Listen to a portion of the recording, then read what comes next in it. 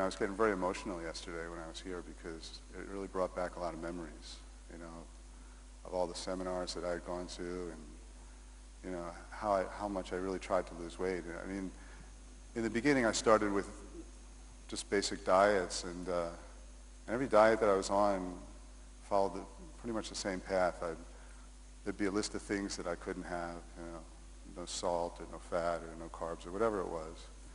And I'd follow the diet to the letter, and I'd start losing weight. I'd lose maybe 5 kilos or something over a month's time and feel really good about myself. But there was just this feeling, I'd pass by a pizza place, and, nobody makes pizza like New Yorkers. I mean, I've been all over the world, and, pizza is pizza, but in New York, it's the best pizza in the world. I mean, and the smell, and every corner there's a pizza place, and that smell. And so, every minute after a while, because you're just denying yourself and your cravings, and you're hungry all the time, and every minute you're walking down the street and you're having to resist and fight and struggle against your body. And then eventually I'd break down, and I'd have this binge. And when I used to have a binge, I'd have a binge. And that's the other thing about New York is you can get anything you want delivered to you anytime. It's 4 o'clock in the morning and you want a focaccia with avocado and bean sprouts and wheat-free or whatever it is, they'll deliver it to you. There's someone that'll deliver anything. And I remember on one of those nights that I was having a binge, I once had 3 delivery people show up at my door at the same time. And they were waiting in line, for me to pay them. There was a Chinese guy with a big bag of Chinese, and I had a pizza, and McDonald's delivers also in New York, so I had a guy from McDonald's delivering. And here I am, this big guy, and opening the door, and trying to pretend there's a party going on back there, like, hold on guys, I'm getting it, just, take it easy. And I have this binge, and then in like a week's time, I gained those 5 kilos back.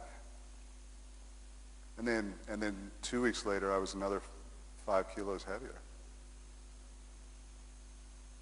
And this went on for several years,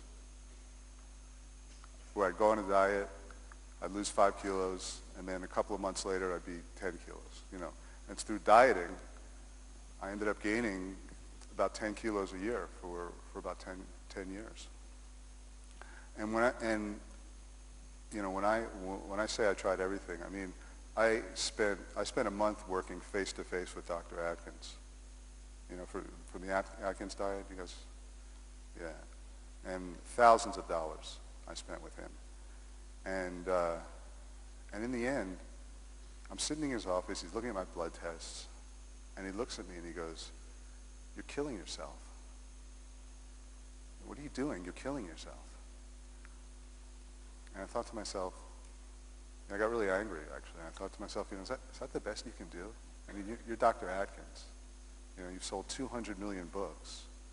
And I've just spent thousands of dollars trying to get you to help me lose weight. And you're yelling at me as if I'm going to lose weight because you're mad at me? I don't have enough motivation? And I was a very busy person. By that time, I was chairman of my own brokerage company. And I was working really hard, and I didn't have time, to go to Dr. Atkins, but I made time. And I made time for fitness trainers and all of these things. I worked really, really hard at it. And so that was the best Dr. Atkins could do. And I spent 2 weeks at the Pritikin Institute in California. And eventually I got to... Thank you. But I had a turning point in my life. Two really substantial things happened right next to each other. But the real turning point for me was when I looked like that. I was driving in my car and in New Jersey. And I remember it was right by the Paramus River Edge exit, which is right out of New York City. And I just had this thought, that stunned me. This thought came into my head. It just said, "Your body wants to be fat." And as long as your body wants to be fat, there's nothing you can do about it. And I knew it was true. I knew it was true for me. I knew it beyond a shadow of a doubt because I had worked so hard to try to lose weight. And no matter what I did, my body resisted. And it wasn't always like that. You know, I wasn't always fat. But once it started, there was nothing I could do. And the more I tried, the more it resisted. And I had to surrender to that. And that was a very powerful moment for me.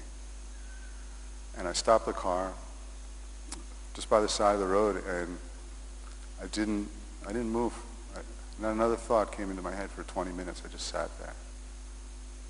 And that's when and at that moment, I decided that I was never going to diet again. Because what's the point of dieting if your body wants to be fat? If for whatever reason your body is forcing you to gain weight, then what's the point of dieting? Because the more you diet, the more it struggles against you. So I said I was never going to diet again, and I never have dieted again. And instead what I did was I spent my time trying to understand why my body wanted to be fat and what I could do to get my body to want to be thin. And, you know, when people see me now and they look at the picture, thank you, you know, and they say, you must be so disciplined.